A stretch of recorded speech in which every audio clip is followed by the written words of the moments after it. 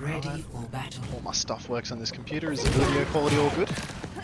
Yeah, it's good. Sweet. Turn that down a bit. I was playing Doomfist in ranked. I had to hear people behind me for a second there, but for the replay, maybe not as necessary. Get the feeling you might be FLX Red Eyes 7. Yes, yeah, that's true. Nice. Right. And did you say this is around about like a gold game, something like that? Yeah, it's a gold game. Okay. Alright. I think, you know, where you're starting out is all good. This is an angle where you can see...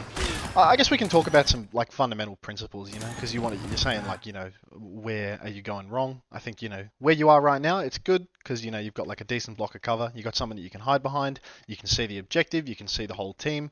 And those are pretty much all of the conditions that you want from a good angle. If you can see the squishies on their team, if you can see the objective, it's probably a good position. When you're playing hit scan, generally speaking, I'd say in lower levels especially, it becomes very easy for you to drift over to exactly where your team is and to play on the stack. You know, you wind up on the ground with your healers behind your tank, and that might feel good from your perspective because you never really die, you never take a whole lot of risk. But from those positions, it's really easy for the enemy team to hide from your tank and to hide from you at the same time. What you should try and have as a general goal on all DPS heroes, hit scan, tracer, whatever it may be, is to try and put yourself in a position where you're not stacked on your tank, where you're playing an off angle. And an off angle is basically just an angle that's separate to wherever your main stack is to wherever your tank is. Because if they hide from your tank on the right, you want to be shooting them on the left. You always want to be applying pressure from a different side of the map. And in ranked games especially, games like these, I guarantee you most people are just going to drift towards grouping up and playing super close together. And as a result, like, there'll always be a free side that you can look around and say, oh, okay, my team's all on the right, I'm going to go to the left. Here, I mean, you've disappeared into the ether. One thing about playing on all of these off-angle positions is there's less safety for you. There's always more risk involved. So you've got to, probably like the number one skill that you've got to improve upon in these ranks especially is just like your use of cover. Usually you can give people broad stroke feedback in these ranks that applies pretty much all the time, which is use more high ground, use more cover. Here, I mean, you're on the cover. You just, you know, you got one bot by an Ashe, you got shot by their Cassidy at the same time. You just got to be very mindful that when you're peeking from an angle like this, you're standing still on Ashe. There's a lot of risk to you, so you've got to be cautious with your peeks. Try and play it off the timing of the rest of your team. I wouldn't say spend your whole game staring at your team. If you can, I don't know, if you can ask a support to help you on one of these angles, that's always great. Like if your team's up on the high ground, they can heal you side to side. If someone's playing up on the side with you, like maybe your Juno or your Ana's sitting up here, then you'll get a lot of help as well. But overall, like just from your perspective, not thinking too much about your teammates because they'll change every rank game. Basically, just, you know, playing these corners tight and trying to play off the timing of wait for the enemy team to walk up a little bit. You know, while they're walking in main, standing here, you can chuck out a dynamite, pop around the corner. And then blow up your dynamite, and then once they're shooting your tank, you can start peeking and shooting and peeking and shooting. If you just stand here, constantly peeking, constantly shooting, they will shoot you out, and you need a pocket in order to stay there. I think that's what you'll find in watching more of this is I probably stand out too long before tucking back in. Okay, I'd imagine it's if you'd mastered the art of angle taking and dominating people, you'd probably escape gold at some point. So I reckon there'll probably be a few common themes that we'll spot throughout here. Where you're coming back is totally fine. It's good if you can knock the dynamite in the air, but you know that's life. Again, I think where you're staying up here is very good because from here you can hide and you can play safe whenever you need. If you get poked out a bunch, you can sit behind the corner, press X, wait for a healer to turn around and shoot you, or you can even just wait for the DPS passive to heal you up. But the angle here is excellent because the enemy team, they're going to have to come out into the open, touch the cart, push the cart to the end of the map. So from here you can basically see all. If you want to make things a little bit more aggressive, once you've won this fight, maybe once you're advantaged in this fight, you can drop down, come towards like this side of the map. Because all the way over here, again, you get big blocks of cover where, again, you can see the main choke, you can see the objective, and better still, like you've got yourself a mini health pack here.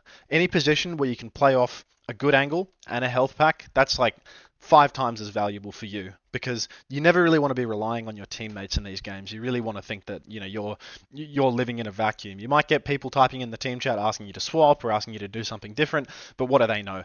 From a position like this, you can see everything. You can see main, you can see the cart. It can get a little bit close if they come and fight close, but overall, when they're walking up through main or something like that, you have a mini health pack to heal yourself. You have a good angle of the fight.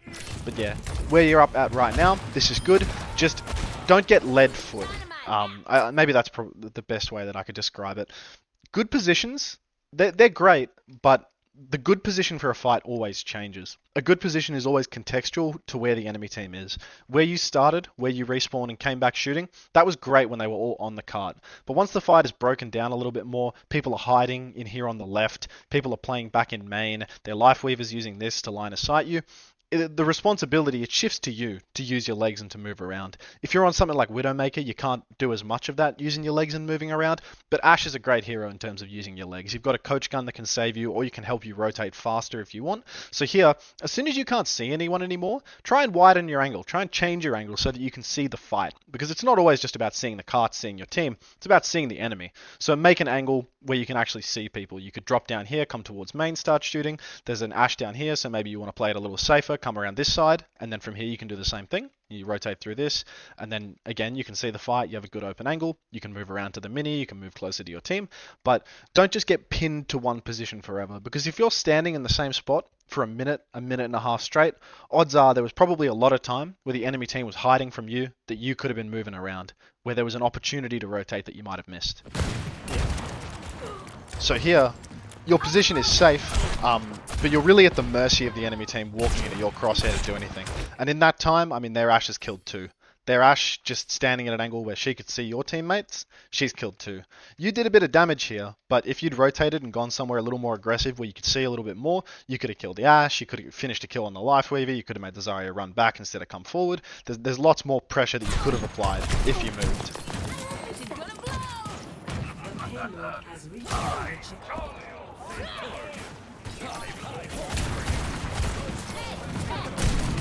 That'll probably be the biggest point that I stress throughout is having a good angle to do damage all the time is basically the most important thing in this game. Right now you've got a fantastic one.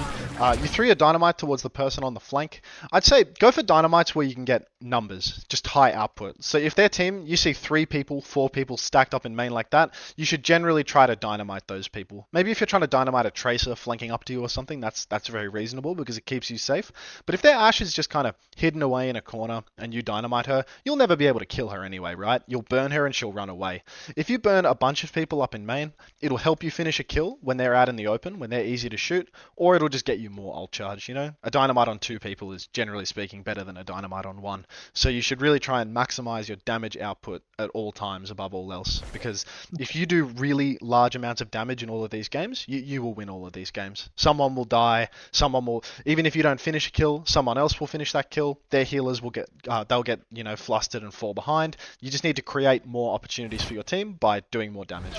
But again, your angle here is excellent because you can see everything up in main. You can see 4 players, and you've got a mini right around here. Wait, there is no mini here. That's got to be a Junkertown rework thing. That or I'm like demented. But I think again, there's a major or a mega downstairs. Oh yeah, there's a mega in here, but maybe I'm lost in the third person source. But yeah, there's a mega in here, but maybe I'm demented. Maybe it's been reworked out. I'm not sure. I could have sworn there was a mini up here, but it could just be the dementia talking. Either way, this is a good position because your Ana can heal you really easily. So if you want to hide on this corner, you know, you just walk 1 step to the left when you're done shooting, and your Ana up on high ground can heal you. If you get in a little bit of trouble, you can walk back or kind of over to here, so nobody in main can see you, and the people on the ground can heal you as well. You're in an excellent position. It's just how you use that position that, you know, probably could have been a bit better. Because if you kept shooting up in main, you would have done a little bit more. Again, you've stayed in a pretty good spot. You know, you've tried to read the room and rotate backwards a little bit, but maybe it was just a little late. Your whole team was running away, but you know, 2 people were already dead, so it's hard to read into that too much. You tried to run back to safety. If you come back here, you can run back in towards you know, your second point and whatnot. Again, there's a mini here, but overall, I mean, once 2 people are dead in a fight, you can try and get a trade. You can try and stay up on the high ground and get a kill because your respawns are a little closer than theirs. Or you can, you know, if you know that you can get out safely, if you can coach come backwards, get out of the fight completely and live, that's totally fine as well. Just try not to get caught in that middle ground where, you know, you're undecided. Generally, indecision will kill you more than anything. It's fine to stay and try to get a trade. It's fine to run away and play your life, but if you try to do both at the same time, that's probably on the upper end of greedy. I feel like we're just going to wind up on 3rd point now with colossal time bank. Yeah, we kind of got rolled on the first 2 points. Yeah. You're just hoping you hold it down for a little bit longer. Here, like at any point since you came out of spawn, you would have had like a just endless opportunity to coach gun up onto this high ground, get yourself a little bit of a better angle up on this high ground again. It's just easier to you can see everyone up in main and you can control vision a little bit better. You can pop back and forth between corners and generally, hit scan on high ground good, hit scan on the ground in the same angle as your whole team, not good because everyone is already going to be looking forward, looking at your tank, looking at your main stack. So if you can change your angle a little bit, peek from somewhere else, maybe you're swinging out from up here, so you can see people around this corner. You can just see people that are trying to de-peek from main. So definitely, you had coach guns since the second you walked out of spawn. You could have used it to pop up onto the high ground from the start, and then you just have a better angle to shoot everybody throughout the fight. And the other thing is that, the Zarya would never be a threat to you. If you're up on the high ground, maybe it's a little bit easier for the hit scan to duel you and poke you out for short periods of time, but the Zarya never has the opportunity to walk on you. Because here, she walked up on you, 100 charge, and straight away she's forced you to use your coach gun. She's got you in a bit of a panic now. So, for sure, there was a free high ground to be taken, and that hasn't really happened. I'd say this Bob was pretty solid. Only thing that I'd say, maybe room for improvement on it is, like, you shot it into a wall here. Like, try and always aim it at the players if you can, because the Bob uppercut is, like, incredibly powerful. If you hit anybody with the Bob and he uppercuts them into the air, there's, like, 10 times more likely that they're going to die. Maybe not if they get Lifeweaver grip to safety, but the uppercut, it does damage in itself. It makes it easier for you to hit your shots on them. It stuns them kind of forward for a little bit. So, if you're ever going to go for a Bob to try and turn a fight, try and uppercut one of their players, for sure. Here again, your angle, it's same, there'll be repetitious feedback in this, no doubt at all. But, you're here on the ground, your Torb is here on the ground. If your Torb was marking this angle from main with your Bob's about to disappear into the ether. But, if your Torb was shooting from the front, everyone is naturally going to hide behind this cart. If you're up here on the high ground, does it look like them hiding behind the cart bothers you whatsoever? No, not at all. Yeah, so, for sure, if there's free space on the map to take it. And because you're versus Zarya, that's a tank that cannot contest you on the high ground. If you're versus something like a Winston and you coach gun up into the high ground in the middle of the fight, let's say a more seasoned veteran of Winston might see you use your coach gun and jump on you and kill you because you no longer have your escape. But when you're versus Zarya, when you're versus a comp like this where literally nothing can chase you onto the high ground, Cass is locked to the ground. If Moira chases you to the high ground, she's taking the piss. Ashe is, she can chase you by coach gunning up to duel you as well, but that's not something you should be too concerned about. Lifeweaver can't really chase you. You can just put a pedal on the ground and come up to the same plane. And Zarya, she can't fly up into the high ground at all. So again, if you're versus a comp like this, where basically everything is locked to the ground, there's no Genjis, there's no Winstons, there's nothing that's going to fly at you, for sure, you should liberally use your coach gun to get the best angle all the time. Yeah. And yeah, like you see here, like you're doing so much meaningful damage. Like you're getting everybody so low, but they just hide around one little corner, they just duck back behind the cart, and it becomes very difficult for you to ever finish the kill. And then on top of that, because you're on the same vertical plane as Zarya, it's so easy for her to just grab you, walk on you, kill you.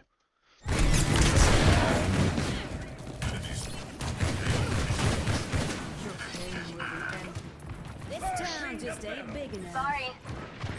Welcome to orbit. Like right here, if I were you, my first step would be, again, coach gun straight up here, because this is your prime position for the entire third point. You did it well on first point, you did it well on second point naturally, because you just get walked into those high grounds by default. You come back out of spawn, oh bang, I'm on a good high ground. You walk out of spawn, oh bang, I'm on a good high ground. But here on third point, there's a little bit more of a challenge to you. You need to go out of your way to take the good position, and it feels like that's not really happening as a result. I see you're trying to do the jump up. You see there, it's like you know that this is a good position. You want to be up here, but you're trying to do it on the cheap. Maybe you're trying to greed your coach gun a little bit. You feel like you need that to stay alive, but you've got to be able to look at the enemy team's comp and think, are these heroes a threat to me? Do I need to save my coach gun for anything in particular? And versus a comp like this, really, there is no hero that should be making you think, God, I really need to be super cautious with my coach gun. I need to boop away a Winston, boop away a Genji, duel a Tracer with it or something like that. Do you understand, or do you have a feeling about what heroes are threatening to you and what aren't in matchups like this, or do you not really have much of a feeling for that? Yeah, I know, like the Winstons, Divas, Tracer's Sombras are anyone that can get to me quite quickly. Really Yeah. are I think are the the ones. biggest threats I'd say are the ones that can fly. Even your Tracers and your Sombras, I'd say that they're almost a lower priority than stuff like your Divas, your Winstons, your Genjis, because anything that can press left shift and just kind of teleport to the high ground up on you and still duel you, they're the ones that you should be really worried about. Tracer, to get to a high ground, she has to go for a stroll. You know, she'll have to walk Yeah, up here and then blink on you. Sombra, if she TPs on you, you'll kill her, or at least you'll be advantaged in that duel because she's used her escape tool and she doesn't have like a deflect or something to keep her alive. So yeah, oh, wrong Ashe. But now you're in a good position, so we'll see how you play it from here. What's going on here? We had a brief little pause in attention or something. Maybe you're checking your phone. I'm not sure. From the second the enemy team is walking out the choke, you always want to be applying a bit of pressure. So something that you could do potentially for a point like this is they're often going to come out of this right hand side. You could come over here, you could walk over to the left, and you could shoot them in main, and then once you're in a little bit of danger, you'll have your coach gun up again, like your 1 second cooldown on coach gun right now. You can coach gun back over to the safe side, back towards where there's a bigger piece of cover. Because up here, it's very risky. It's harder for you to line of sight them. You can probably walk to the back of this platform and crouch, and they might not be able to see you anymore. But I think it's still, on the upper end of risky. But when the enemy team is walking out of a choke, that's when you want to be doing big damage. You want to have a good angle to throw your dynamite where they're all walking and splash it on everybody coming through the choke. You want to be shooting their tanks, shooting their DPS in the head as they walk out. And then you can just coach come back to safety and sit up here to actually shoot the cart later on. Does that make sense? yeah, that And does. you kind of know where they're going to be retaking from, right? Like this is Yeah, pretty yeah, normal. 90% of the time, I'd say people come that right side.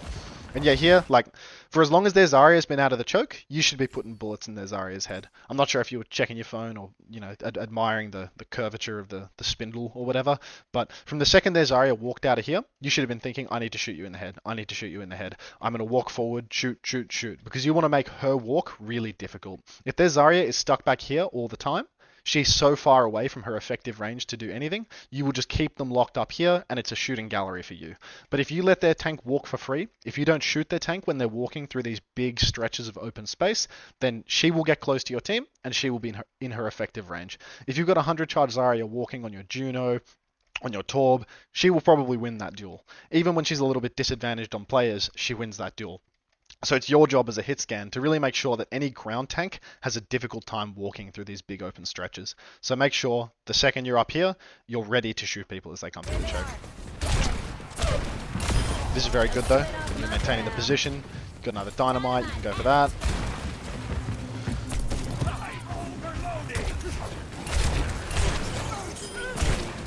Alright, so, aside from the beginning of the fight, I'd say this fight was very good, It seems like, if you're in a good position, you wind up doing good damage. And and look, now you're over on the good side, so you can actually watch them come through as well. So I feel like you're applying a lot of what I'm talking about, and it's probably just a consistency issue more than a complete lack of knowledge that you should be doing it. Yeah. With stuff like dynamite as well, it's patience is a virtue for sure. Like I think you use your dynamite the second you saw the first player. But often, wait until you've actually seen them come out of the choke a little bit, because if you're dynamiting right now, you'll hit 3-4 players easy. If you're just dynamiting their tank as they're walking out, maybe you'll only get a 1-man burn, 2-man burn, something like that. So, maybe try and delay your dynamites just habitually by, a second when people are walking through the choke, because you're more likely to get a big juicer that way. If you just dynamite the very first thing you see, that's probably the only thing that's going to wind up burning. Yeah, I think I'm very much I've got it, so I'll use it quickly. Yeah. Here, this is, I see what you're trying to do here, where it's like they've used the tree, there's a lot going on in main, you want to get back to the safe space. Again, versus a matchup like this, Coach Gun, you can use it super liberally. You were trying to walk across here, but you're at the mercy of the timings on this platform. No shame and no issue in just Coach Gunning from left to right, just Coach Gunning over to this high ground. Because when you're here, you never need that escape tool again. All you need to do is use your legs to hide behind cover. So really, like, you could have taken this position, but instead you've kind of fluffed up your rotation, and now you're in basically the worst place imaginable. You're face to face with their tank, and if you're face to face with their tank, if their tank has got hands, you're probably a dead Ashe. But even if you're not a dead Ashe, you're no longer an Ashe with a good tank. And then here, you try to coach gun her away. instead of coach gunning her away, you can just coach gun yourself up. You can receive heals on the high ground from the low ground. So coach gunning yourself up for sure will, I'd say, get you better value almost always. If there's a high ground that you can escape to up top, go for it.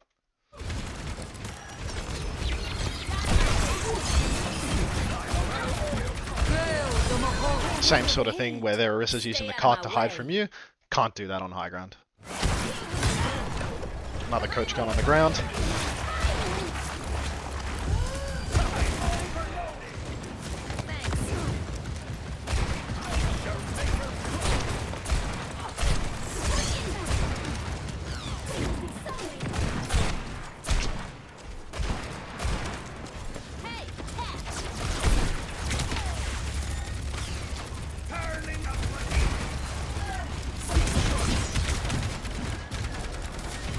Okay, so I mean, I don't want to get too repetitious with it because it's sort of just the same thing on repeat, but maybe the most important thing for you to try and mentally establish is the fact that it seems like you knew that this high ground position was really good, but in your head, you don't really see the relationship between your shift ability, your coach gun, and your ability to take these strong positions up on high ground. I think that's what you should probably try to think most consciously is, can I use my ability to get to a good position and to take a good angle? Because you're thinking about that coach gun, at least from what I've seen, as purely an escape tool to kind of push someone away from you face to face. But that's probably 20% of what an Ashe will actually wind up using coach gun for. Coach gun is really a tool for your own movement more so than it is for displacement of the enemy. If you have to coach gun their tank away from you, something has probably already gone wrong. So overall, just try and establish a relationship between, if I have a coach gun, can I use this to get to a better angle? Because right here on the ground, this is as bad as it gets. You know, really high risk for you. Tank can walk on you super easily, and there's just been the option for the longest of times, for probably 20-25 seconds, for you to just pop yourself back up here, and then you could have done so much more. Anytime they're hiding in here, you can keep shooting them a little bit, like much longer than you can in main. Anytime they're hiding behind the cart, same situation, and their tank can't walk on you. Yeah, it's funny. The moment you've pointed it out, like then just watching that 20 seconds, I was like, oh my god, why haven't I coach gun up yet? Yeah, well, because from the looks of it, I mean, you rarely use the coach gun to get up to a good spot. You're mostly just using it to push people away. But you know, there's a whole other world of coaching gun that we're yet to explore in your gameplay. So you know, I think once you've unlocked something like that, it makes it very easy for you to take better positions more frequently, and then you'll find that if your angle is better more often, you will carry a lot. Because your aim is totally fine, you know. I watch this gameplay and I don't think, oh, I'm watching a gold player aim, you know. Maybe with some of the dynamites, I could see the case, because, you know, it looks like your dynamites could do with a little bit of practice in terms of hitting it in the air. But when it comes to shooting players, I mean, you're doing heaps of damage in every fight. You're solo killing their life weaver, you're getting juicy damage in constantly. It's not just like a constant string of missed shots. But if you were doing this from a good position, it would be a constant string of hit shots that were actually finishing kills. And you would feel less pressure, because people don't look up. People look forward in main and stare at your tank.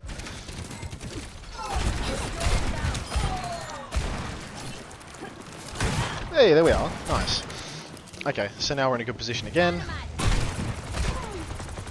Dynamites like this, I'd say this is the lowest value time for you to be using a dynamite, because if you dynamite them before they've walked out of the choke and you have your ult, you're really accomplishing nothing. There's almost no chance for your team to finish a kill around here. The only person that can actually get in here and secure a kill for you is your Wrecking Ball, and he probably doesn't want to wind up in here. I think that a dynamite like this is totally fine if you're trying to charge up your ult. Say you're 90% on Bob, or the percentage doesn't really matter as long as it's not 100. Say you want to get your Bob up, using a pre-fight dynamite is good. But if you use a pre-fight dynamite like this, where no one can finish the kill, and you already have ult, what you're doing is just giving them support ult charge. You're just helping their Lifeweaver and their Moira build up a new ult. So here you see they hide away, they're totally fine. And you know, they've just gained another 5-7% of their support ult charge because of the dynamite, and you gain nothing because you've already got Bob. There's a Bastion ult coming, so maybe be cautious. When you hear the Bastion ult come out, I presume you heard it. Yep. Careful of standing in a room like this, because this is where the Bastion ult can trap you. If you're stuck inside here and he puts a couple of bombs, you know, one here, one here, one here, he'll kind of trap your escape route. It's going to be awkward for you to dip around this corner and actually get away from it. So definitely put yourself a little bit more out in the open, or at least just put yourself somewhere where you have a chance of escaping, because being locked in a room with a Bastion ult, that's a dangerous thing. So the second you hear that, maybe unscope and think, it might be time for me to use my legs. You don't have to run away until it actually happens, but don't lock yourself up in a corner, because you're just you're creating more risk for yourself. This Bob is good. There's a time for a dynamite somewhere in here as well. This is really good. You dynamited the guy that was walking up on you. Even if you don't hit the dynamite, a lot of the damage is done.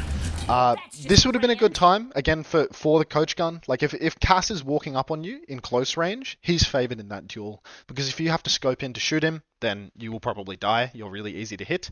So, as soon as you see that Cass get close to you, absolutely no issue with just spamming coach gun in his face. The way that you used your coach gun on their Orisa on the ground, up here, if you did that on their Cassidy, would have been a good thing. You would have done a little bit of damage, might have helped you kill him, but more importantly, it just gets you away from him, because you really don't want to be fighting a Cassidy super close range. It's just a dangerous place for you, because if he hits the flashbang, if you scope in to shoot, there's a death around the corner for you.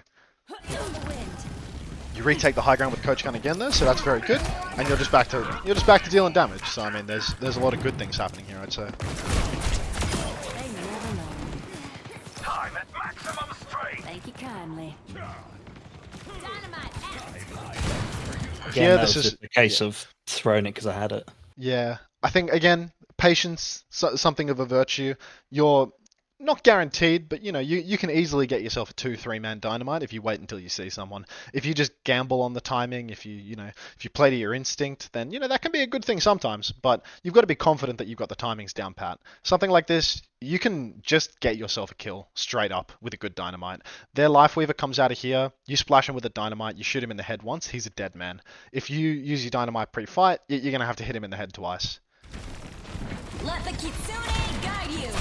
But again here, their Weaver came out of the choke, you peek from a good angle, you secure a kill. It's that easy, really.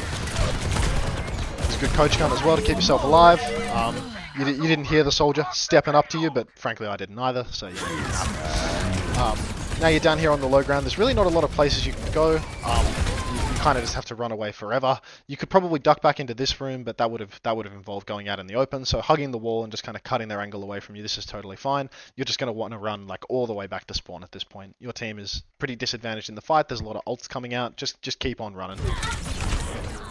Here you stopped to try and duel the Orisa a little bit, but this is the sort of timing where basically you just want to go for unscoped shots while you're running away, or like an unscoped shot, a scoped shot, and keep running, because Ashe, generally speaking, you scope in to try and kill someone, to take a duel, you become incredibly easy to hit, right? You're not completely stationary, but you're massively slowed with your movement, and they will just beam you. So if you're running away, you're low health, just unscoped shot, keep running back, and then once you're in here, you're totally safe. You're out of the fight. You can pop in here as well to cut her angle a little bit, and then come back around here. You can, take more steps just to take less damage. But here, going for a scoped shot duel with someone when that's a tank, which has lots of health, and you're a squishy that is already like half health, not ideal. Because here you could have made a very good thing out of this. If you just did a little bit of unscoped damage to her, she keeps chasing you, and then once you're safe, you scope in, you start peeking from the corner, doing big damage. Then it's a totally different situation. But when you're out in the open going for that, it's not so great because you're just going to get yourself traded. Let's get back in the saddle. Here, on your retake, there's two sides you can choose to go. If you come over to the left, you will get a good wide angle of everything in the fight. If you come bottom left, I know you've got some teammates down here already, but basically if you come bottom right, what do you see? Nothing. Yeah. Maybe if the cart is all the way down here and your whole team is on the left, right is good because you can shoot what's on the cart. But from the left, you can see this high ground up top. You can see this connector, you can see all the way down here. So the left side is good. And then on top of that, you go for a little bit of a stroll, you can take high ground for free. You can walk up to here, you can go face to face with their soldier and duel him with your dynamite and your cover. So you've got a lot of options over on the left. But on the right, you're deprived of those options. The right is a good side if you want to get into the fight really quickly. You're rushing around here, you're going to coach gun up top and start fighting right away, but you probably don't want to coach gun up into a soldier's face. So I'd say left side, just going to the open side, the wide angle, is generally best. Yep. Here it comes.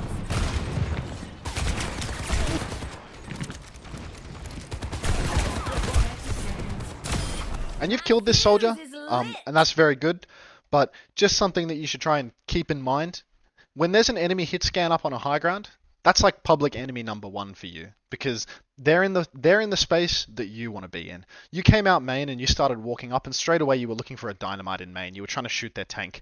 But really, if there's a hit scan up on a high ground, you want to try and find a position for yourself where you can start dueling them and forcing them out. Because once they're out, you can be in, if that makes sense. Yeah. But if you come towards these closed sides, it's a little bit easier for him to hide from you, and it's a little bit more difficult for you ever to really fight him. He did a good job of running around in the open to make sure that you could kill him, but just as a general habit, you see an enemy hit scan on a high ground that you like, that you want to be on, you should think, how can I force you off? And that's down here, up here, something like that. Okay. And now here you're kind of just stuck in the corner. You've got to wait for your heals, and that's all good. But it's not good to be stuck on this right-hand side because you have to peek basically with everyone else, and the cover isn't great, and it's harder to watch the card compared to this side. This side is really, really good because you get this window, and this window just allows you to kind of duck back and forth, peek the cart, generally have an opposite side angle to your team. Like, I'd say again, like 90% of people walk out this door. Your Torb appears to be just the master of off angles because I've seen him on the left twice now. But yeah, the left side is probably better for you. You just have more choice. But the way you're playing this fight is totally fine. There's no high ground. You can just immediately take to take the middle high ground now would probably be on the suicidal end of things because it's so close to where they are. So you should probably just be peeking as close as you can, doing as much damage and trying to charge up your bob.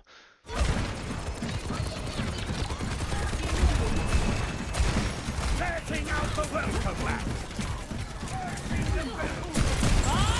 Do something.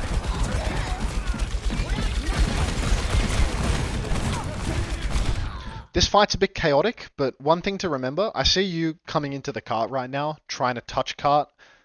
Not only the 5 meter indicator isn't even on yet, right? So there's still time to touch the cart, but your bob is on the cart, and your ball is soon to be on the cart. You're the last person in the universe that you want touching the cart, because all of your gameplay on Ashe, you thrive in the mid-range. If you're at a range like this, then you're doing maximum effective damage. A lot of their players won't be doing maximum effective damage. You thrive when you have a good angle to shoot people on the cart. If you have to walk in onto the objective, your shots become very hard to hit. You can no longer scope in because if you scope in, you die. You just become almost useless. So if you've got your own bob on the cart, you should know that cart isn't going anywhere. That cart doesn't need touching. So really try and break that habit on a role like hit scan, especially on Ashe, because on Cassidy there's a case for it, right? Close range is good on Cass. You can get flashbangs, you can do a lot, you can fan the hammer, you can flash fan people and they'll just disappear. But on Ashe there is no flash fan. So really try and keep yourself in the mid range unless you actually need to touch the cart. So here you could have just won the game by maintaining this side, coming over here to, so you can have a different angle and see the card again. And you would have just been able to keep juicing damage, hide and stay alive. They have to push really deep to kill you, and that means that they have to push across your team, they have to push across your bob. But instead, because you walked in onto the cart, you just kill yourself. So try and break that habit of just kind of mindlessly drifting in towards the payload, because rarely is there a need for you to touch. Now you would need to touch the cart, right? If you're right here and there's 1 meter left, sure, you need to step on and do it, but you didn't need to do it back then. I know.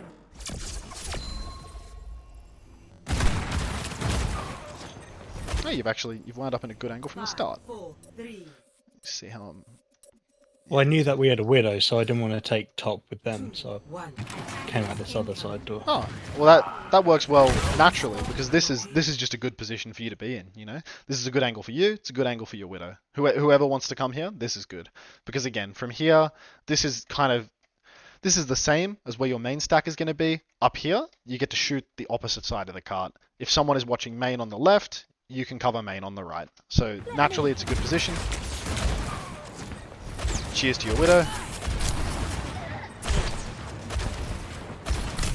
Yeah, this was in the best aim, I'll be honest, but...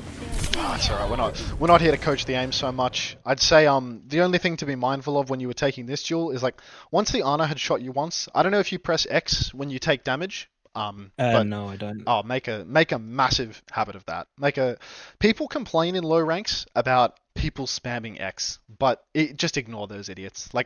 There is nothing more useful for a support player than someone that presses X when they take damage. Because from the support's perspective, you get like a directional audio cue on where you are, and they become aware that they need to look at you and heal you. So once you got shot by that Ana once, your Mercy Pocket had already left you. If you press X, the Mercy Pocket might fly back to you.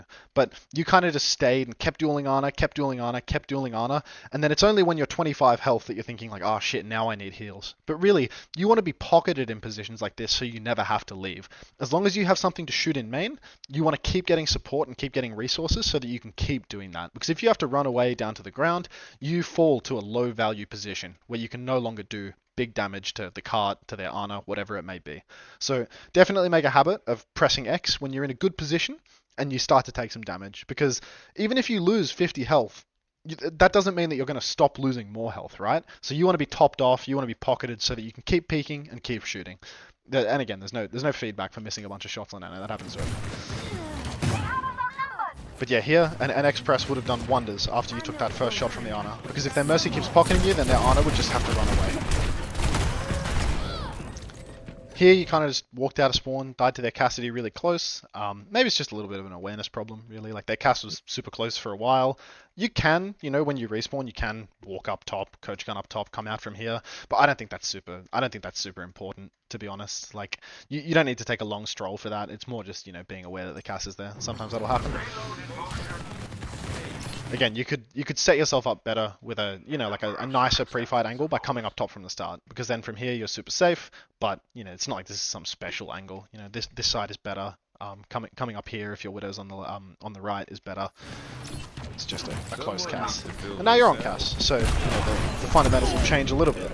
Because on this hero, I'd say the best thing you can do on this hero, you're no longer thriving for this kind of long range to mid range and these high ground positions all the time. It's more about finding the open side and pushing through flanks. So what their Cassidy was doing towards your spawn, that was the extreme end of the spectrum for it, where he's going so comically deep that he's almost guaranteed to die.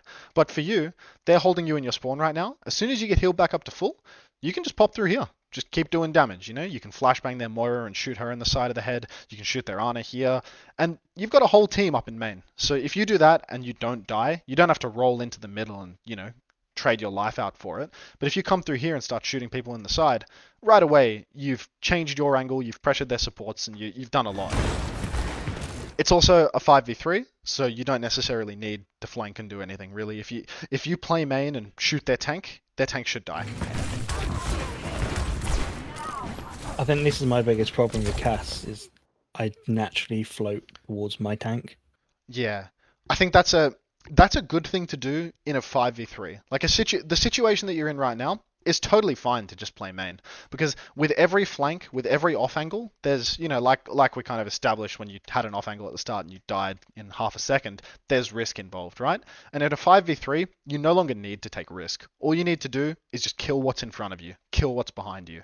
So if you go flanking in a 5v3, you can have a good moment. But at the same time, if you just walk main with your tank, you should kill everyone. I will say that, you had roll this whole time. You backed up a lot. I'll replay it for you. Someone needs to fill this saddle. Cass is dead.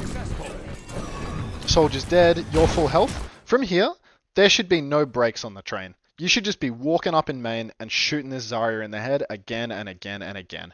Because if their Zarya tries to walk into you to kill you, you can just roll backwards. You can just get away from her effective range at any time. But you should make sure that from this moment onwards, all you're doing is shooting this Zarya in the face. And what do? You're playing it really safe, you reload for nothing, you're playing it really safe, you're not walking forward, you're not walking out wide.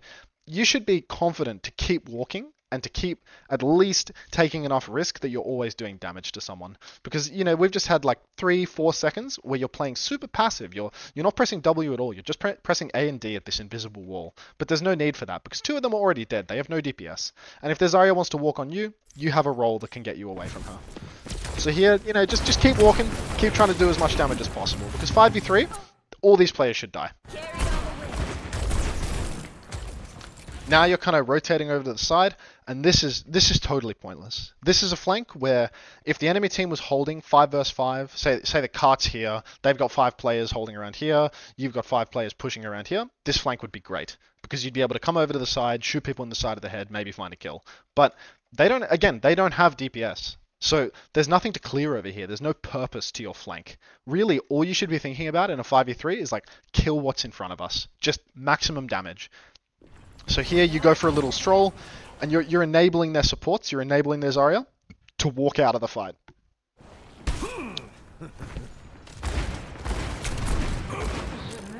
It's fortunate that you've killed their soldier, but do you understand that principle where Yeah. if you flank in a fight where you're already up, there's a period of downtime that you need to be able to stomach, and you don't need a crazy angle to shoot what's directly in front of you in a 5v3. If you have 5 guns and they have 3 guns, their guns will eventually break. So you should just really try and hammer what's happening in front of you when you're super advantaged in a fight. But you took multiple little strolls and played very, very safe. Now you're stepping up to good range. It's just happening with bizarre timing, I'd say. Here, you had another bullet. You could have kept shooting their Zarya in the sky.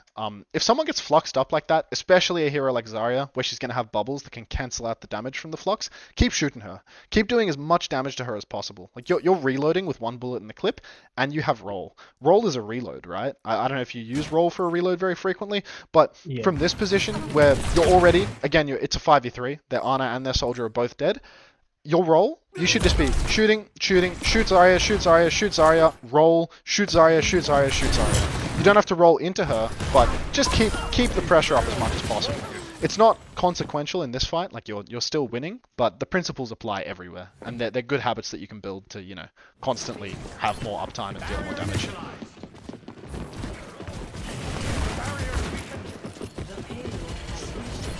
Here, your position on the cart, and from the cart, from low ground, it's very unlikely that you're going to find a kill. As soon as you've won the point, you can start going for a stroll to find your next good angle in the fight. All of the angles down here are pretty rubbish for Cassidy. Like, quite long range, like they're on the upper end of mid-range, you're never going to be able to flashbang anything. So as soon as you've won, you can even walk just up here and start shooting, because a lot of people will hold up on this high ground. You can just start popping around this corner, start shooting people over here. You've got a Mercy, so they can pocket you through a lot. You can play over here, really close, and you can pop, and then if you get into a bit of danger, you can roll off this side back to your team. But if you're just glued to the ground, glued to the cart, you're never going to find that angle to carry the game. You're never going to put yourself in a position to create a kill. You're only going to be gifted one.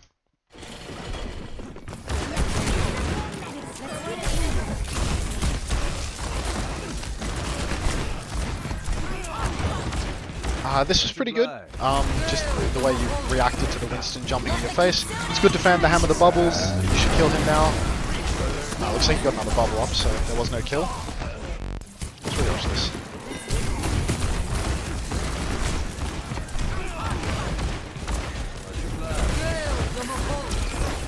Let the kitsune guide you. Okay. You really got your ankle snapped by that bubble, to be honest. Like, this guy's bubble just carried the game out of this world, because, you were about to kill him and get 70% of a kill on him. I'd say that in the mid-fight, there's really not a lot of feedback for you, to be honest. Like, you high-nooned, you very nearly got a bunch of kills.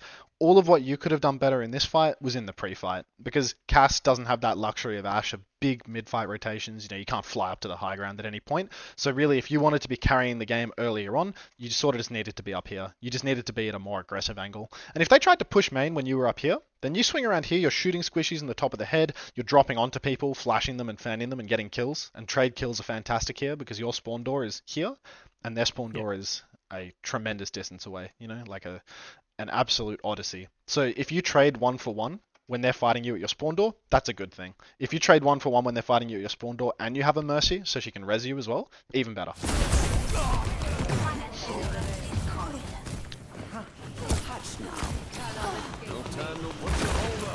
Get that thing moving. Enemy turret ahead. Burning for enemy.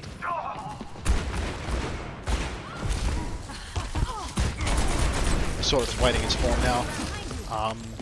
Trades are always good, but once you've secured one trade, like you see how your Widow just killed their Torb here, your number one priority should be, I don't want to die anymore. Because once you've killed one, you can go into the next fight 5 versus 4. So you don't need to take big crazy risks once a trade has been secured. Your priority once you've gotten a trade should just be, let's wait until we have 5. Because then we can have 5, they can have 4.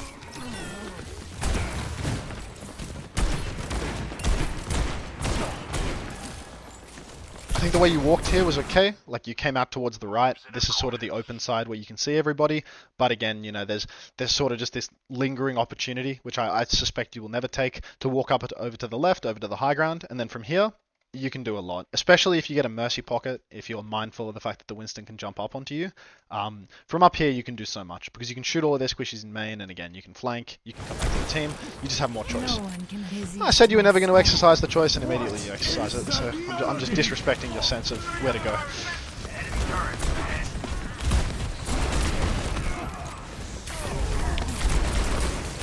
Frankly, the timing on this was a little bit like, you know, you didn't actually do anything in this fight. You know, like your Sigma fluxed in main and killed everybody. Like by the time you were actually up here in an effective position, the whole enemy team was dead. So this is something that you need to do at the start of fights, before fights, because if you miss your timing on it, much like what you did over here when you flanked over to the side, you miss a lot of timing where you could just be doing damage in main. There's always a cost to taking a good position because you have to walk for it.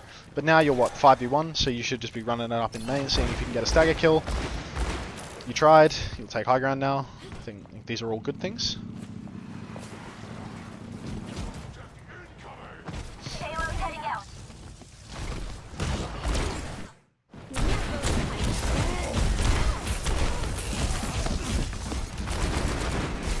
I think always something to be mindful of is your escape route. Like when you were playing up here, I thought that you were going to peek out here and then run back into the mega room. But you kind of just went the longest pathway back. You took a long stroll up in the open, up on the high ground, and then eventually you dropped into your team. Just try to be mindful that whenever you have a position like this, if you're not getting that pocket, if there's not a...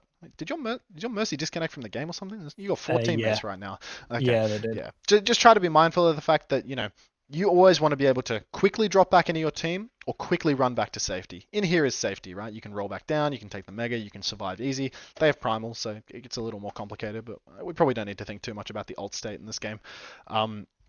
Overall, just be mindful that if you're going to play that forward position, you're all the way up here, this is probably your escape more so than down here. Because here you have to run through the open, you'll take a lot of damage, it's a lot of risk.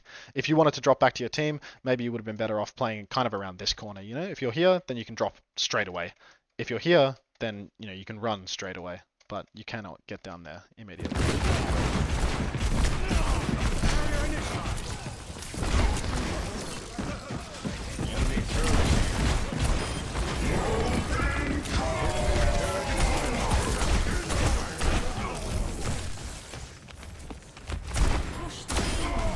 Alright, that's nice. You've turned it into a 4v3 now. So you're up a little bit. You should feel some degree of confidence to kind of keep walking with your tank, but walk wide. Walk where you can see everything. So this right hand is, this Ben guy is just carrying out of this world. But walking to the right hand side is probably the best for you. You've done it, and the reason that it's the best is because if you walk here to the left, they hide inside this room, you can't see them. If you walk over to the right, they hide on the left, you can still see them. Wide angles are always good when you're on inside.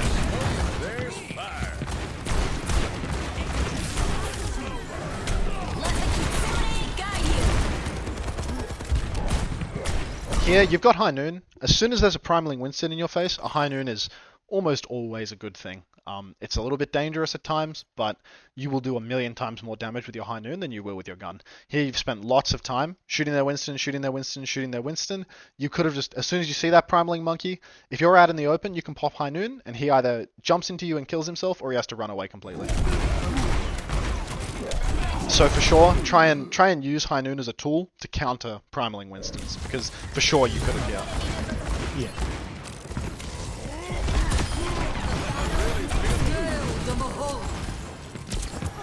And yeah, you actually it looks like you actually wind up losing the fight because you didn't deal with the Winston. Like he survived on a sliver of HP, and that would have been 100%. Like when you were getting tossed around like a salad out here in the open, you pop the High Noon, he's out or he's dead.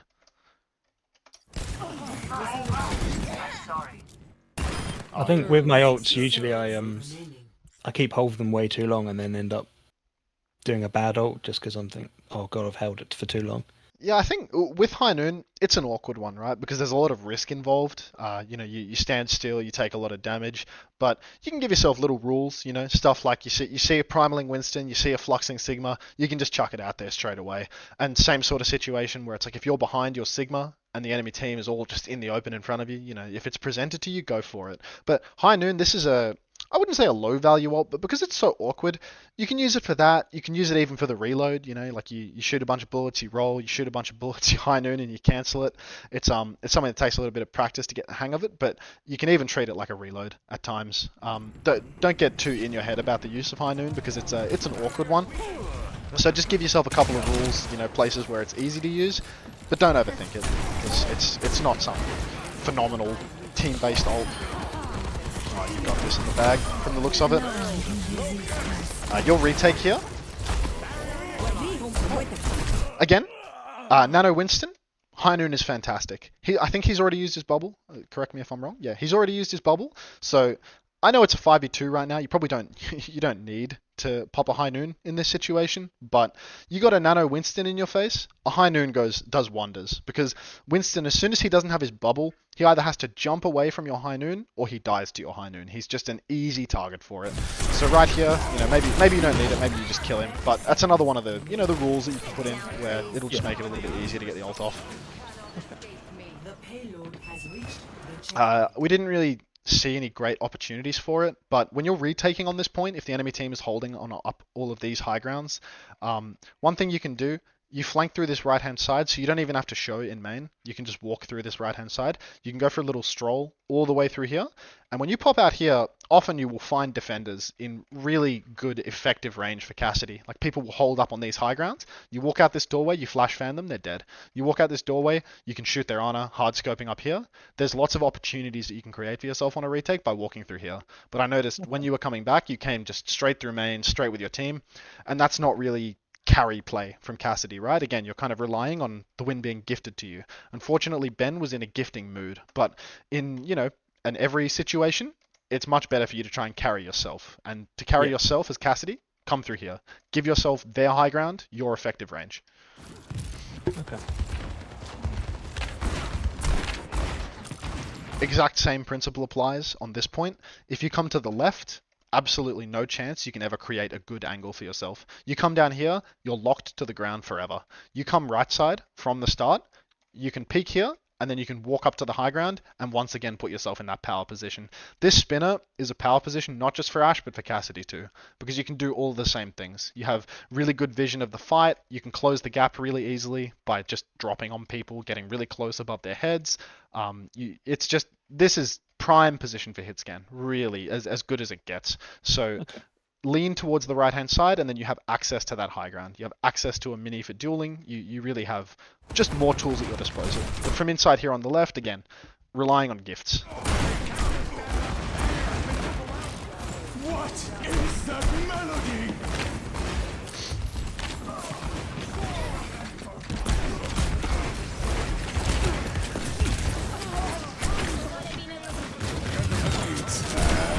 This High Noon, I mean, just unnecessary, I'd say. Like, you've killed like 3 members of their team. I won't nitpick your ults too hard, but if you're in a 5 versus 2, you probably don't need the ult. You'd probably be better off saving it for a fight where you really need those kills. It was a little different with the Nano Winston because he's nanoed, so he might actually pose a threat to you. And that I was kind of more just trying to articulate the general rule that you can use for when a High Noon might be good. But yeah, here, because it's 5v2, and it's a Lucio, you really no need. Here, you're on the cart. You might want to hazard a guess where I'm going to tell you should have gone. Yeah, up to the high ground. Yeah, so as soon as you've won a fight, especially, like, zero excuse to not walk up here and take this position. It might be more difficult on Cass compared to Ashe to take top, but between fights, there is no difficulty. There's nothing stopping you from getting into that position. You should be kicking yourself if you don't start up here every fight when you have the chance to walk. I definitely need to think more about pre-fight where I'm going to be standing. Absolutely. Like for a hero like Ashe, you get the luxury of being able to coach gun to those positions mid-fight. So you can do a bit of both, right? You can push cart and you can jump up top. Although you're versus Winston, so again, you'd probably be better off walking there. But with Cassidy, really, you need a bit of foresight. You need to be able to think before the fight, where do I actually want to be during it? Because there's no way that you want to be right here during the fight. Like, you're just a sitting duck in the middle of everything. Let the Kitsune guide you. Fortunately, their Winston, he is even more of a sitting duck. But yeah, your position to carry would have been the high ground. On the payload. Anyone care to join me? For the parched. Here, you're getting good damage in, but you are in the danger zone. Like, you are in an incredibly risky position right now. You're so close to everyone, anyone can just roll forward and kill you. It may not happen, I'm not sure, but you're face to face with a Bastion, you're about to be face to face with their Cassidy. If you're like up here, you're still close enough that when you're shooting the cart, you see, like, you have vision of everyone and they can't hide behind the cart, and you still do really good damage from here. You're not so far away that your cast damage is useless. So I'd say, you know, between fights, say you walked up here, you were here for one fight, and the next fight, you're up here. You're on this corner. Because you can see everything, and you can do really good damage. Surrender to my will.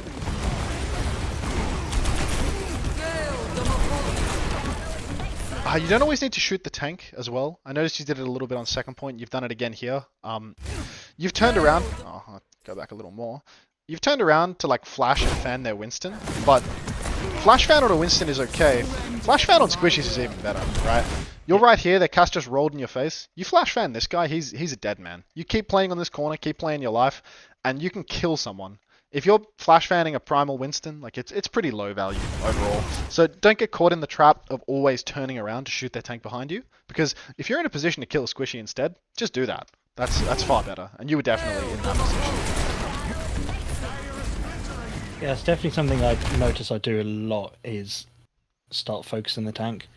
Yeah, well, it's an easy habit to make because it's just so easy to hit the tank compared to everyone else, and Yeah. you're chasing the dopamine of a hit marker. But you got to think about what's more effective.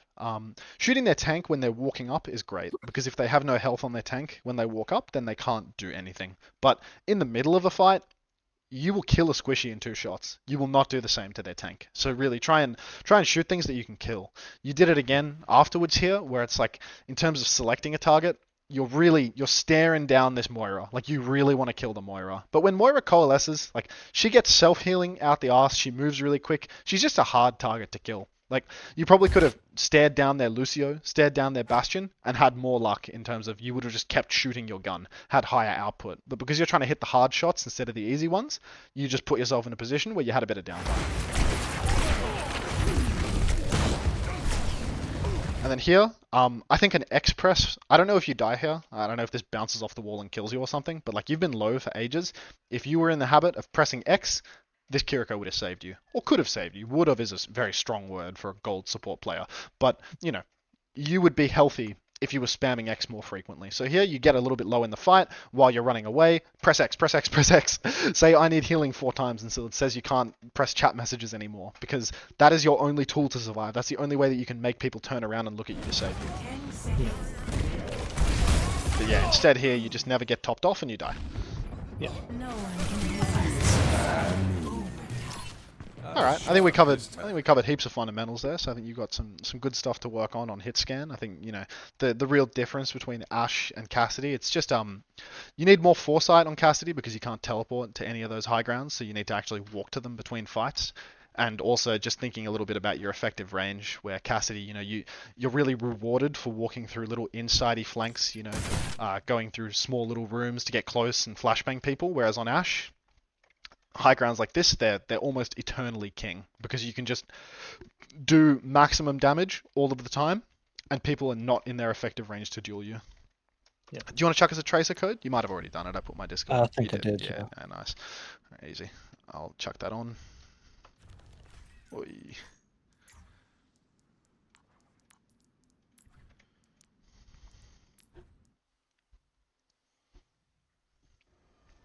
Ready for battle. Perfect. And then Tracer is, well, she's the same, but she's different. Tracer is a hero that's all about maximizing your uptime in terms of doing lots of damage, but the manner in which you do it, it's a little bit different. There's this common principle that applies to every DPS hero where you never really want to be stacked on your tank. You never want to just be standing in main doing nothing.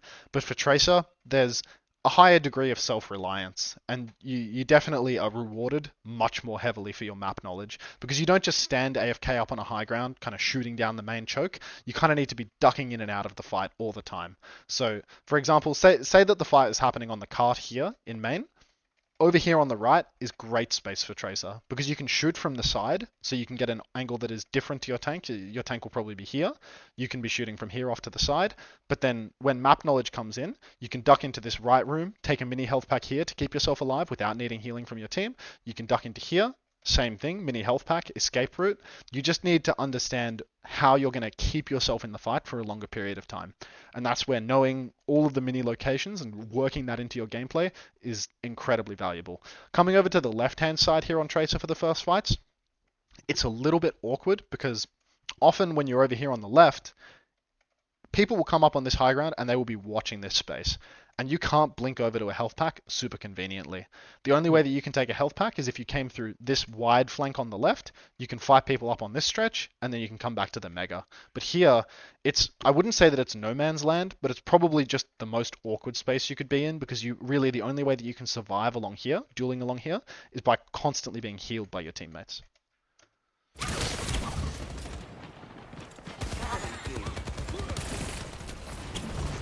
Alright, so you're coming through to potential effective space. You see them over here on the side. Come in and fight them. Okay. I think the general of what you were aiming for here was fine. It doesn't really execute super well, because Tracer is an exceptionally punishing hero, right? You get too close to a Cassidy and he flashbangs you, chances are you're dead. But you are over here on the right-hand side. The things that you could have done better, it's about this corner. It's about the way that you play the cover.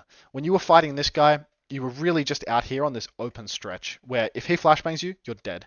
If you're playing really close to the corner and you're shooting, like he was down here, you're shooting him down here, he flashbangs you, you can step back around the corner. You can step back into safety.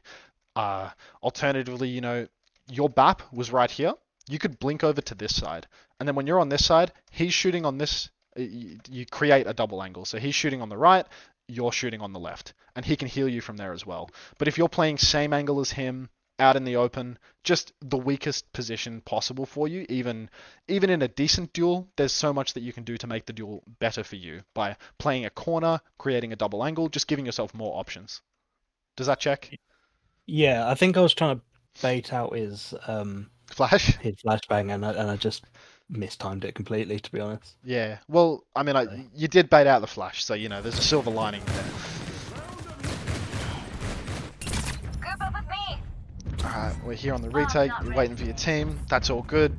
We love- One thing about Tracer is you can spend a lot of time pre-fight setting up.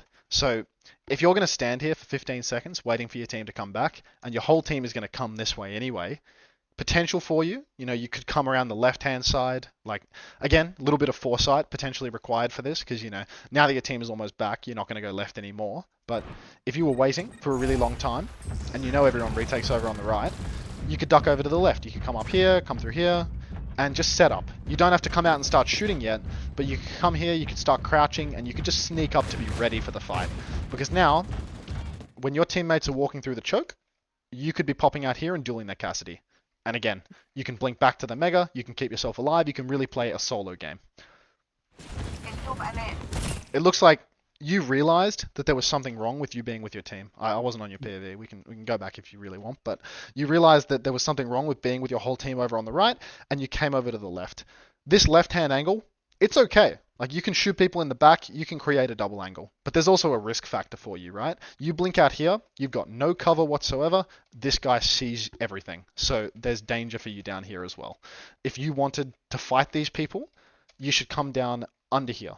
Because under here, the man on the high ground can no longer see you. So if you come bottom right, out here, this is the danger zone for you. No way to get healed, no way to line of sight their Cassidy. If you come out in main, say I think you came through here, you come out here, or maybe you come through here, depending on how much time you have, but you just want to wind up under here. You want to cut their hit scan's angle from you as much as possible.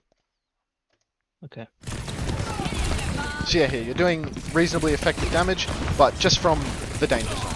Didn't punish you this time around. Looks like the Cassidy decided he wanted to have fun on the low ground as well, but that inside left angle would be good for you.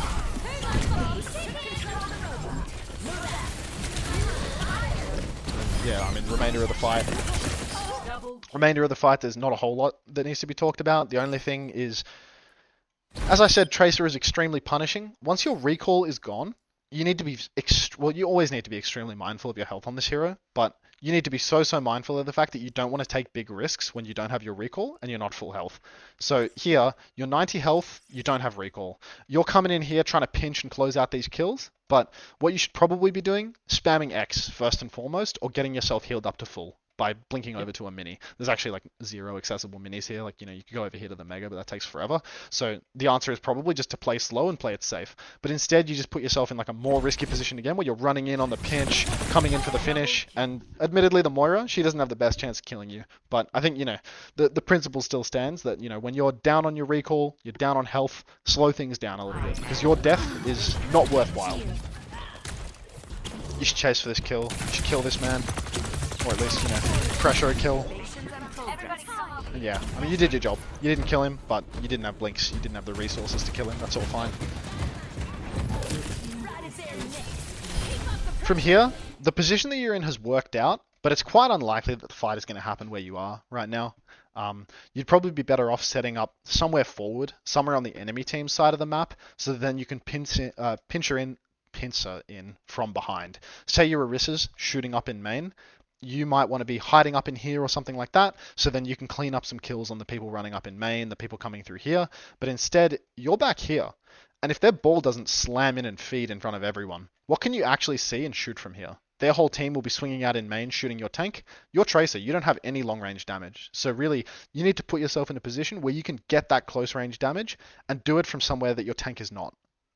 Does that check? Yeah. Cool. Yeah. So this worked out, but it's basically a donation from Cyberscript more than a genius play from you. Here, where you're at right now, the range is quite long.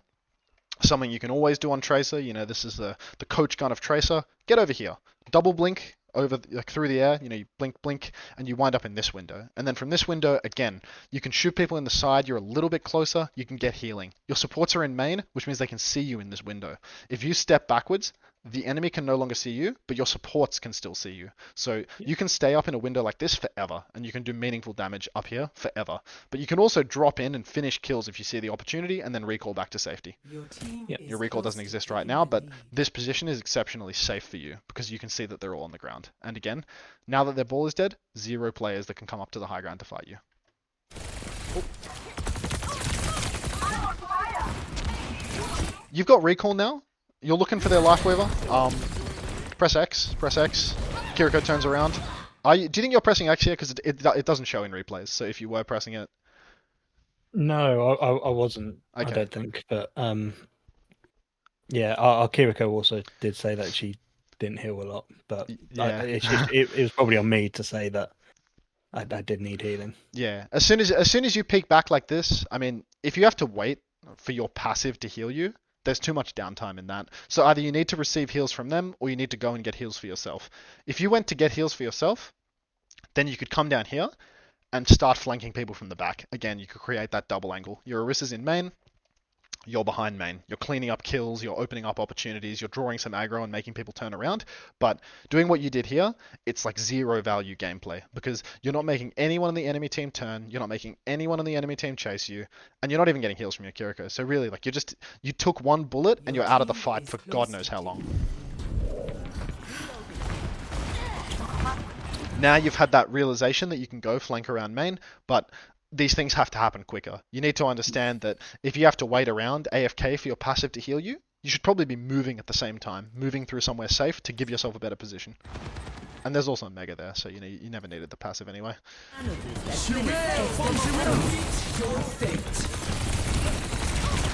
Looks like it's worked out quite nicely though, because you've actually wound up pincering, getting the kills. You come back to your team afterwards as well, which is always reasonably good thing. There's sort of 2 ways that can go. You come back to your team, you get the heals, or you come back to this kind of safe space on the corner, and then if they chase you, Tracer can escape any situation, right? If you have blinks after your recall and you're on this corner, you take a little bit of damage, you just run back here to the mega. Someone chases you, they take themselves out of the fight. You have more options, you can drag people away. But coming back to your team is totally fine. Why you lost the mid to late fight, I mean, nobody knows. There's 5 players in the game.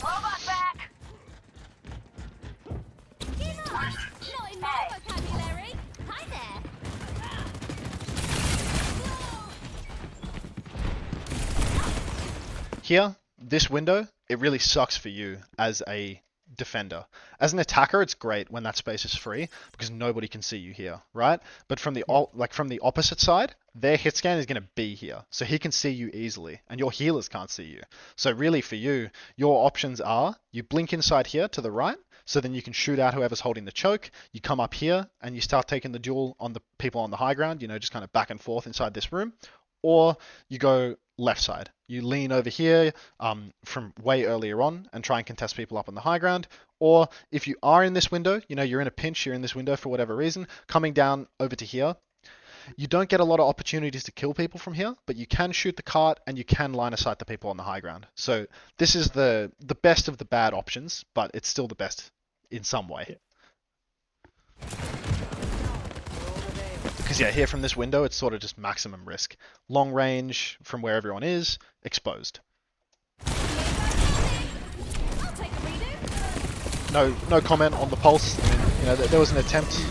Pre-fight pulses on the tank are often pretty difficult to secure a kill, but you know, whether it was aimed at a tank or squishy, it is what it is. Here, where my posters, I sort of get in my mind I have to pulse someone, and then no matter what, I throw my pulse. I don't like have a plan B usually. Yeah. Well, I reckon the thing about pulse is that it's just something where the opportunities will come to you more often than not. In the middle of a fight, a wrecking ball will slam in your face, and he's made himself an easy target. If you sneak up here on the right-hand side and their Cassidy's standing still, that's a chance for a pulse. But if you feel like you need to kind of triple blink in and throw the pulse out, odds are it's not going to hit or it's not going to be valuable. Because if you force it really early on in the fight and the opportunity doesn't feel like it's been spoon-fed to you, it's probably not going to be a good pulse. Pulse is a tremendously difficult ultimate though, like it's so difficult mechanically, so I definitely wouldn't get in my head about that.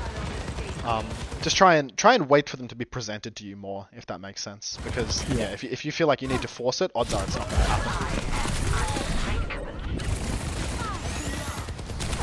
Here, your position has actually wound up being quite good. Like you're up here on the high ground, you can do lots of damage, you can lean over to the left and continue doing that damage. This is fine thus far. But what you've done here, this is you're probably a dead man here. Maybe there's a world where you get another blink, you get back onto the mini, you survive. But there's that golden rule on Tracer that you need to be more passive when you don't have a recall. What you did right here, chasing for a kill on the Moira after she uses Fade, reasonable thing to do if you have recall, but you do not. So I have the feeling that you might be dead. Yeah, the moment I did it, I remember I was like, oh, I shouldn't have done that. Yeah, it's just something that needs to become, you know, an unspoken or even a spoken law that as soon as you don't have that recall, your style changes drastically because you need to understand that your get out of jail card, free card, has disappeared. You tried to blink back to the mini, actually, you just hit the wall. So, you know, there was still a chance, there was a world where you could survive that and keep your uptime going, but general rule to apply, you know, become a passive player when you don't have the recall because it becomes so easy to die. Oh, you took the good side. Let me get eyes on this. I'm with you.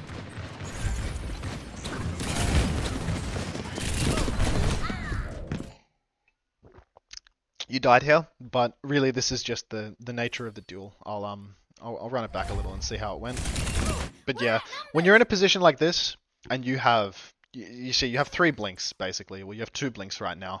You want to try and use your blinks a little bit more when dueling players. It's really difficult mechanically, so the extent to which you can actually apply this is limited, I'd say. But you basically have 2 options in all of these duels if you want to bait out the flashbang. If you want to bait out the flash, you can play on the corner a lot. So then he hits you with the flash and you walk away from it and you're safe. The alternative is, you know, you can get a little bit more stylish and you can try and blink behind the player so then they flash in front of them. Because that's what makes Tracer so powerful in dueling players like this.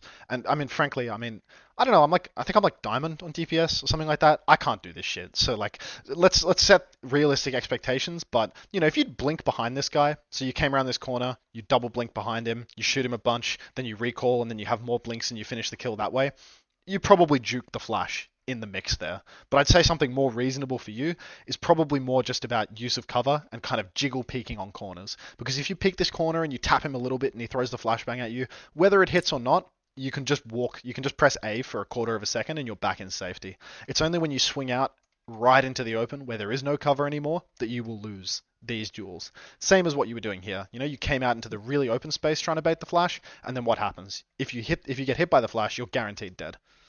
So try and incorporate either, I mean, look, unrealistically, try and incorporate, you know, some fancy blink work where you're getting behind people and dueling them that way, like using the blinks to duel it. But I'd say a million times more realistic, use the corners, you know, just poke people on a corner, see if they use the ability. If they use the ability, then you can come and duel them really hard. Yeah.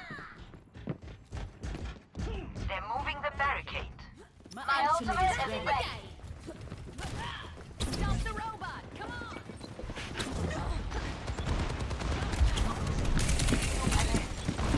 This is good, the angle that you come to in... Oh, okay, it was good.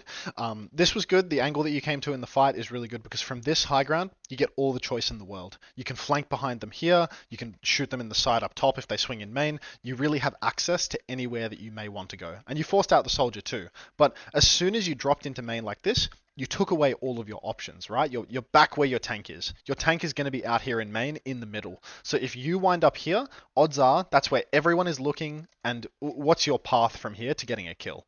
You want to blink around this corner, there's someone there. You want to blink up here to find a kill, you're inside 3 people.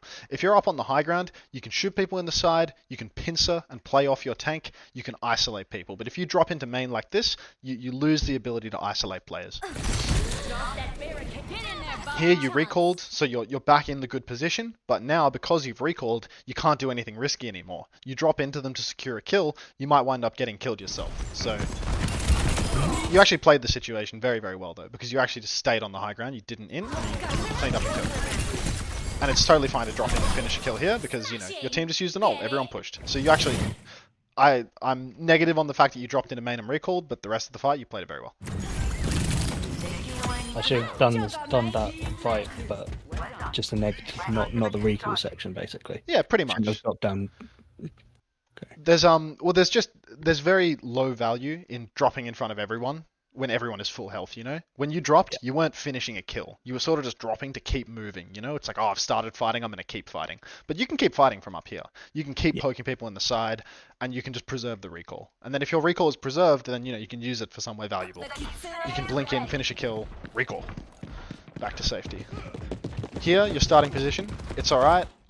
You have a little bit of choice. You know, you can block this flank over on the side, you can flank behind them. I think you've got a decent starting position here.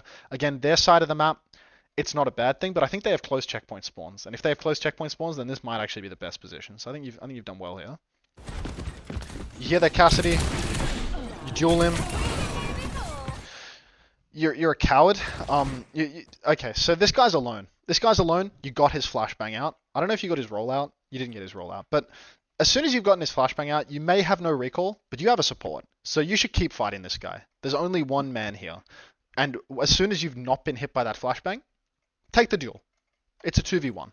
Your Kiriko's right here with you. Your Ashe, I mean, she's with you in spirit more than in body. But really, as soon as you get this guy's flashbang out, it's a 1v1, it's a 1v2. Take the duel. Don't be afraid.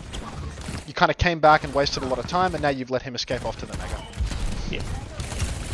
There was a free kill there for you. You just got to take it. Here you're doing good with the corners though, like making it a little more difficult for him.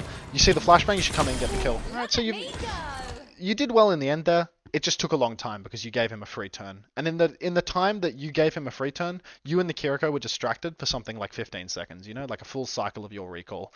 And that's 15 seconds of you only marking one player. That's one here for 2 of you. And that means that your team lost in main. So you've always got to be mindful in the back of your head that if you're taking a 1v1, that's cool, right? You're peeling one player away, they're peeling one player away. But if you've got a support helping you out, you have a little bit of pressure to get it done and to secure the kill. Because if it's a 2v1 over here for a really long time, it's a 4v3 in main. And that means that your team will not be favored. I guess a 3v4. You see, this is a good pulse, because this is the waiting for it to be gifted to you, right? You waited for someone to not be looking at you, he's just staring up in main, running up in main, and then it's easy. It's not forced at all, it's in the middle of the fight, people's movement has become simple because they're focusing on other things. This is a good pulse. Now you're up here in main, you're fighting the BAP.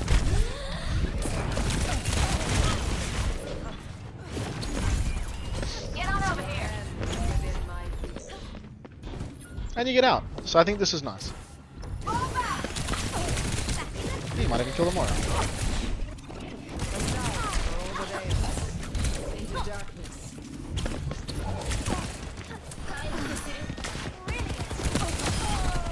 Okay, so we've had good play for a fair bit here. This has been nice. You played your life well. You've played off health packs. You waited until your supports were back, and then you actually forced the duel and got the kill. So I think everything about what's happened so far is nice.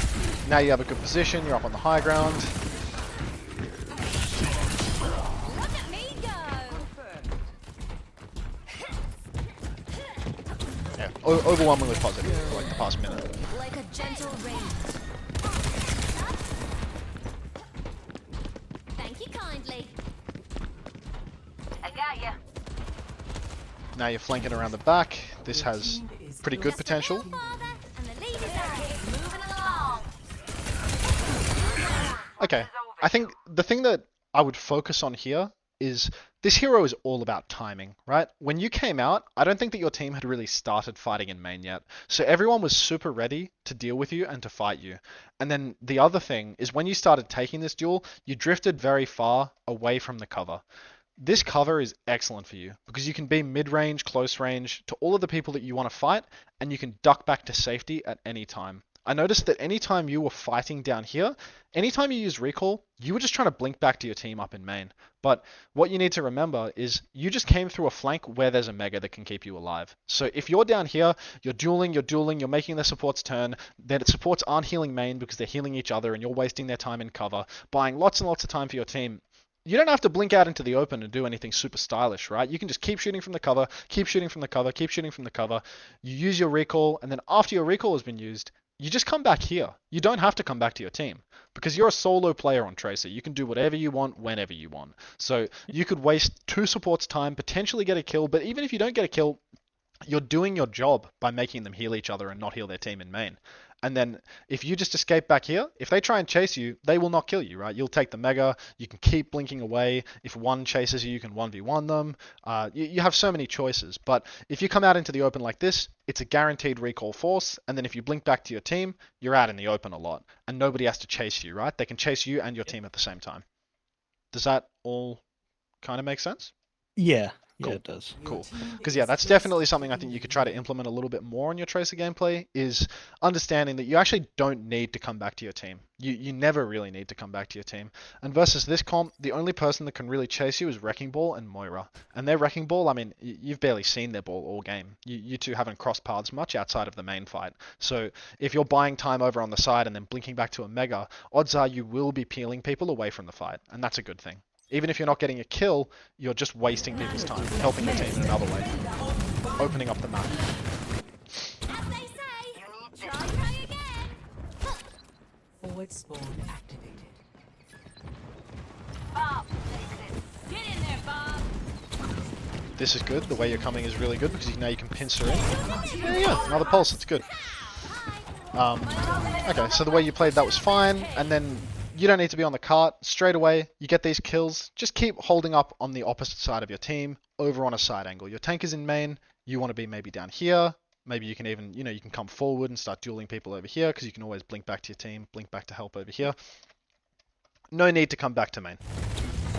And you're going back to a good position now, so this is all gravy. I think from where you're at right here, no, this might be too high. I don't know if you can blink into this window. Maybe from up here you can jump and blink into this window. I suspect you might be able to, but I wouldn't quote the coach on this one. It's only my job. So I think from here you have a decent position once the fight breaks down, and you might be able to catch a kill on someone up here in the window. Any further forward and you're probably not going to find that kill, but patience is a virtue. So you take this position, you kind of just wait, and then once something starts happening in main, then you can swing out. Here you're hiding in here. Getting a little antsy. I think at the end of the day, you kind of just wound up stuck here for too long. You know, like the cart came up here, it started swinging around the corner, their soldier was over here. Maybe you could have, if you hadn't been dicking around at the start on the cart, you would have been up here from the start. Their soldier wouldn't have shot you out a little bit. So if you're full health and their soldier peeks over here, you can come over and start dueling him. If you can get up into this window, God, I hope you can get up into this window, then up here would be a fantastic high ground for you because again, you could find that pinch. You come out on top of the train, you're shooting people on top of the head, you're shooting people in the back. From here, this position is great if the cart is like down here and people are fighting all around here. But as soon as the cart starts going up the slope, if you're shooting from here, you're behind your tank. And really, you always want to be beside or in front of your tank, off to the side. Does that kind of make sense in terms Yeah. of a positional rule? So yeah, here you just kind of got stuck too far back for too long, and that happened as like a long chain of mistakes from the fact that you came back to cart and did nothing for a little bit instead of setting up for the next fight. This game's all about foresight in terms of getting a good position for the next fight. Yeah, I think my problem was after I pulsed that soldier, I just didn't know what to do next. Yeah, well, it's probably like some of the most awkward space on the map for you. There's another pathway for you, I reckon, where it's like, say you pulse the soldier, you've cleaned up the fight. This side is not bad for you at all. This side is really good for you because a lot of people are going to swing out in main, and you've got this mega right here. So it's really easy for you to slip away into the night, get a health pack, and just play for your own game. Again, playing no line of sight of your supports, but a good angle to pinch and a good angle to keep yourself alive because you have the mega and you have a decent position to shoot people in the back. But again, it's a real foresight thing. You can't teleport from over here to over here. So you need to know that that's coming from a long distance away. Otherwise, you know, if you want to do that, like maybe don't run through main to get there. Maybe you come up here, you blink over here, and then you walk. But you know, there's there's a lot of steps and there's like a lot of map understanding required for you to get there. But you know, that's the name of the game, right? You know, you increase your understanding of the maps, you understand where you can go on these heroes, and you will use these routes. You'll be in good positions more often. Get on over here.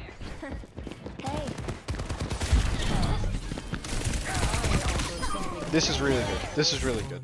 You came over onto the left, you saw that the cart was up in main, so you didn't go the big flank, and then as soon as you realize that your Kiriko's here, you come and fight with her. So this is really nice. You've done well here. You still have your recall, so you could definitely be blinking up in main, trying to finish that kill on the Moira. And you will. You don't have to recall on like full health as well. I don't know if you're on full health. Maybe you're on 120. No, this is reasonable to recall. One thing to remember though, like you were right here when you recalled. Well, I think that little puff of smoke might be you. If you're here and you blink inside here, you've got yourself a mini health pack. Recall preserved. You don't have to give up your position. You can just stay alive even longer. To take a mini is so much better than to recall. It's something that, you know, you have to have like a really good understanding of where your character is on the map. You need to know where all the health packs are, obviously, but that's Tracer in a nutshell, right? If you want to have high uptime on this hero, you want to do lots of damage all the time, that means having your recall up as much as possible. And the only way you can do that is through good use of cover and good escapes to mini health packs. So here, instead of recalling, definitely a world where you blink onto this mini and then you walk back out, you still have the recall and you can just keep shooting. It's probably not going to be consequential though. I mean, 2 of them are dead, so 3 of them I think the reason why I do that is watching like the OWCS stuff, Yeah. and I see Tracers sometimes do that, and it's one of those things that you try and copy it, but you don't necessarily know why they're doing it. Yeah, well, often the situation is, you know, people will burn all of their blinks to finish those kills, stuff like that. It's a very contextual thing, whether you are actually safe to get away to a mini, and it's also in OWCS, if you make a fight a 5 versus 4, there's like a 90% chance that you've won because the play in OWCS, it's so structured, right? If you're playing a 5v4, your whole team in OWCS will adapt their gameplay into a different mindset of we're not going to get traded, we're going to stay alive, and then we're just going to win this structured front-to-back fight. But those fights don't exist in a ranked gold game. So often, you know, people will recall for safety in that situation because they don't want to get traded, they don't want to risk it. But for you, you're in gold. You want to take risk. You want to carry the game all the time because you can't trust Kennig and Louis to do it for you. Yep. But it's also like a really an easy but unhealthy habit to wind up consistently, recalling as a, I don't know, like a victory. It's like you get the kill, you get the elimination, then you just hit the recall button for fun. You should hit the recall button because you need to, not because you got a kill. There's nothing about you getting a kill that actually explicitly says you must recall. Recall is something you use to keep yourself alive. But now, because you recalled early, and their Bastion shot you a little bit. Now look how long you're spending out of the fight. You have to run away to the Mega. If you'd blinked over to that Mini, you'd still be in the fight. You'd still have your recall to duel this Bastion, but now you're out for a long, long time. Then you come back in on the flank, you've got your cooldowns again, kill their Bass, shoot this Sigma in the side, line of sight their soldier.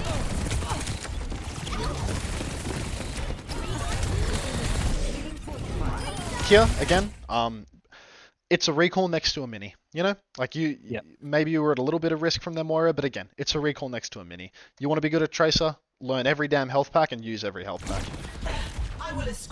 Even here, you're waiting for healing, you're 2 steps away. You're 2 steps away from the health pack. Good flank, good angle, you've come in on the side, shoot the soldier on the side of the head.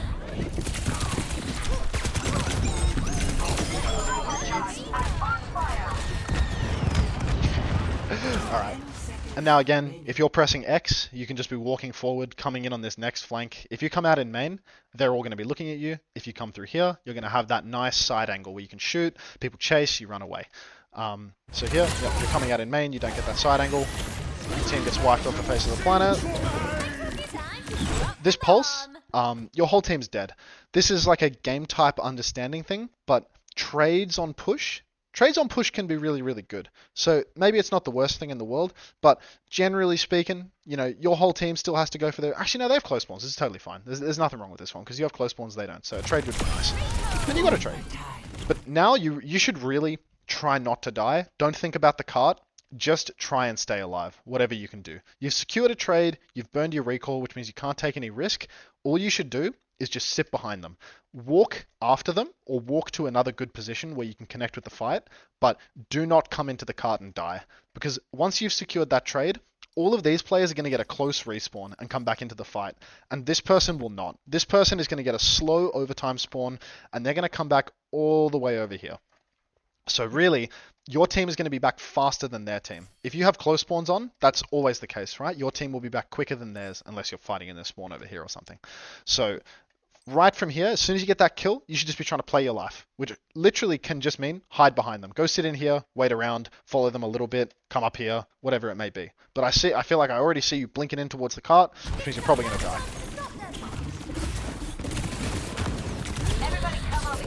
Yeah, okay. So because you came in towards the cart, instead of being in that mindset of like, I cannot die from this moment forward, you die.